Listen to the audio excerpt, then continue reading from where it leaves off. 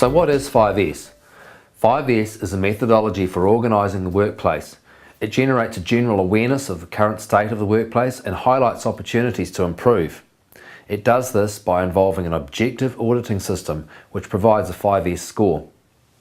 It is important to note that this is strictly an internal measure used solely to identify improvement opportunity and bears no relevance to the score of any other organisation or even department. There are several benefits to improvement in 5S terms. For a start, we create and maintain a safer environment. We support process effectiveness as we improve our 5S because it improves the flow of work, reduces defects and therefore rework, and engages the staff at all levels in the area.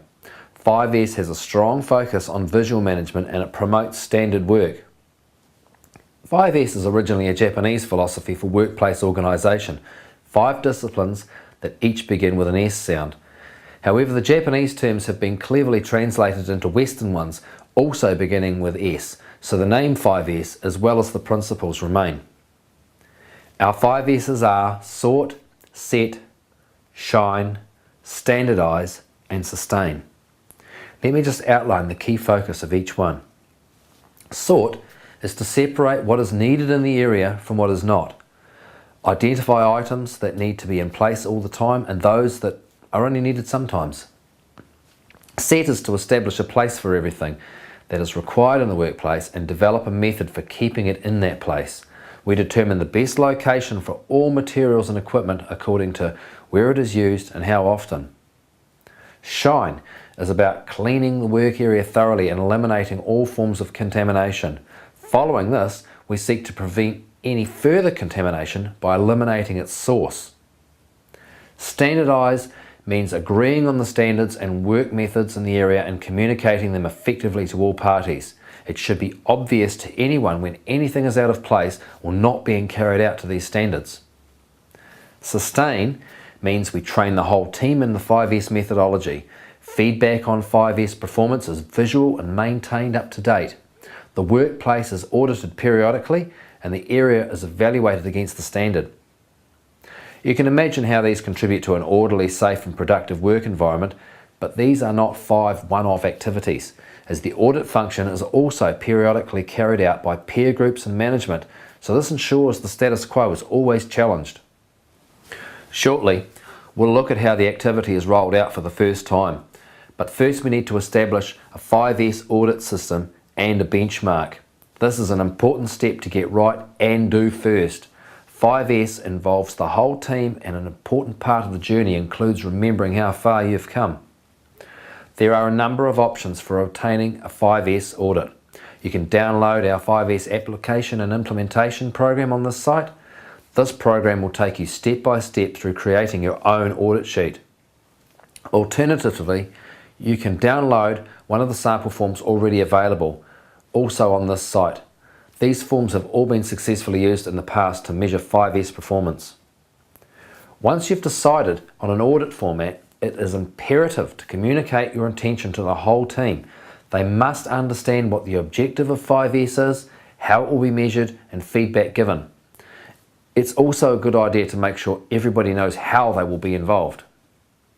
So once we have an audit process set up, got everybody on board, and established our current state, we need to get started on the first of the 5S's, sort. The first part of sort is an exercise called red tagging. Red tagging is simply a process where team members sweep through a designated work area and remove any items identified as surplus to requirement or not appropriate for the area. Examples of items that can be red tagged are tools, files, electronic information and equipment and materials. Please note, however tempting, people cannot be red tagged. Each item has a red tag filled out and attached to it and placed in a designated staging area. The information on the red tag will usually include things like what the item is, who tagged it, why, and maybe a suggested action. Red tags can be custom made for your workplace and the 5S implementation guide explains this in more detail too, but again, a generic example can be downloaded on this site that will suit most applications.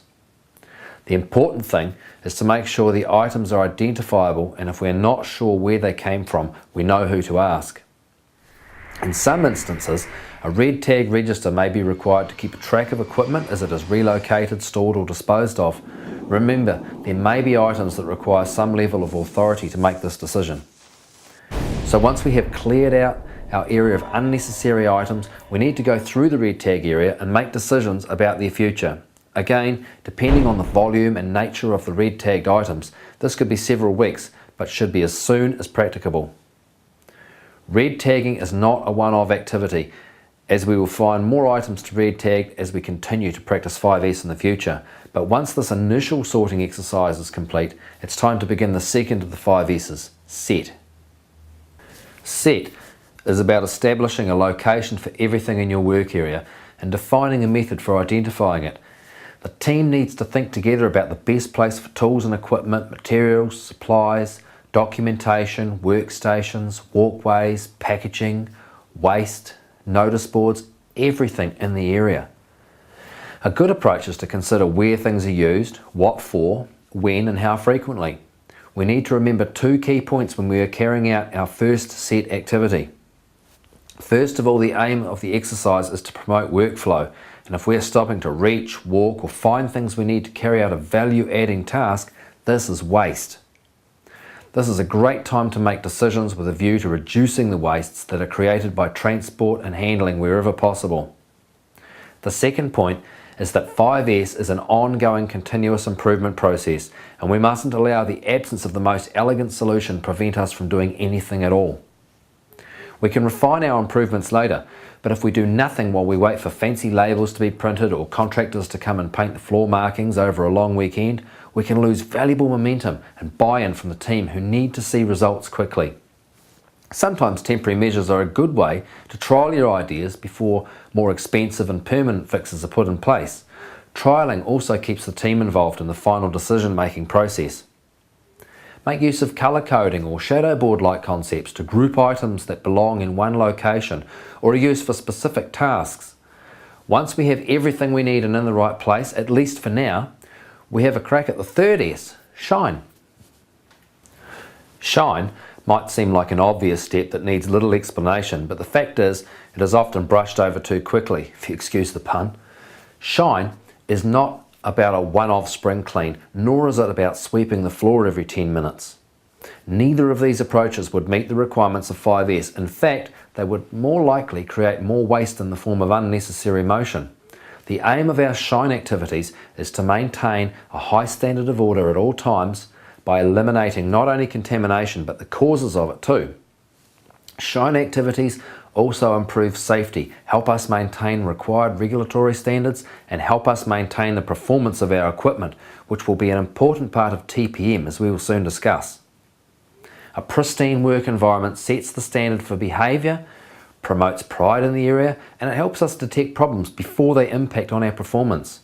Waste build-up in the work area, especially around equipment, can indicate a problem, hide a problem, or even cause failure directly. Timing is an important aspect of our shine activities.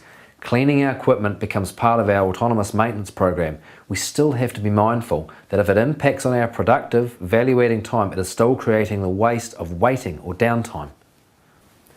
Once we have our area spotless and some idea of what is required to keep it that way, we can move on to standardise. This is the way in which we intend to maintain the first three S's.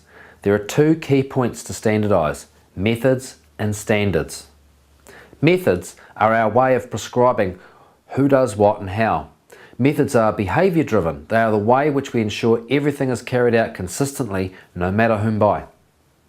For example, if there is a special hook to store the broom in your office or factory floor, everyone uses it. Of course, this will be more successful if we make this expectation obvious, which brings us to standards. Standards are useful if we want the whole team to follow the prescribed methods. If we make the standards clear, like colour-coded items that belong in an area or a sign that tells us the broom belongs on this particular hook, clearly marked hallways, walkways, pictures that highlight the required safety equipment, it's far more likely that methods will be followed correctly. In short, standards should relieve us of the torment of choice, and the better the standard, the more obvious the method will usually be. So how do we go about implementing our standardised phase? There are a few key concepts that are commonly used.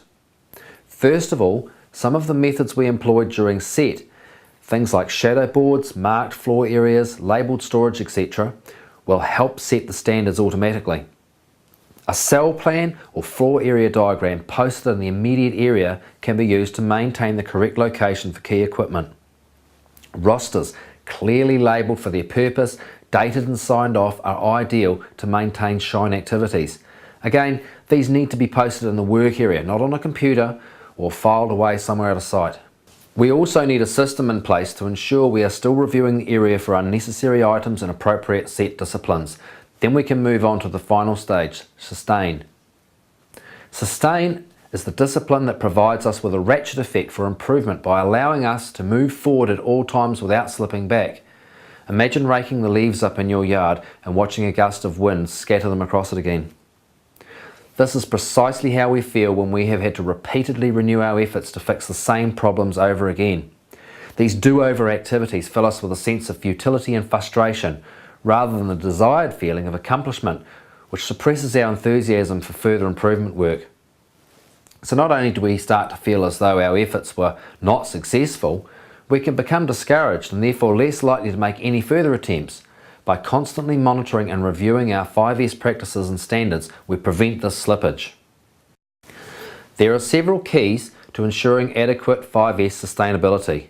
First of all, management and peer reviews must be carried out periodically. This ensures fresh eyes in each area at regular intervals, and if managers show some interest in 5S, the focus on it will remain. Second is a review date. All cell plans, schedules and rosters, etc. must have expiry dates, and our 5S audit must include a requirement that these tools are visible and up to date. Visibility. As well as plans and rosters, 5S itself must have a prominent profile in the area. The audits, feedback forms, and the history of 5S must be where it is seen by all staff. This is one reason for the warts and all baseline audit we carried out at the start. Progress breeds momentum. Here is a sample of a 5S notice board in the process area. We can see the current audits that show when the audit was carried out, by whom, and how each aspect was scored, with notes alongside describing what was found. There is an activity log showing actions required, who is responsible for them, and by when. We also have the history of the area showing an overall gradual improvement. We also have a roster which shows when future audits are scheduled and who will be carrying them out. The next critical ingredient is team involvement. Everyone in the workplace must be a 5S stakeholder. 5S is a team achievement and 5S improvements are team improvements. The last and challenging key to successfully implementing 5S is to integrate the process with existing business functions. Involve your organisation's quality, safety and human resource requirements. Often 5S is seen as a double up of other tasks already being carried out to meet hazard management or product handling requirements.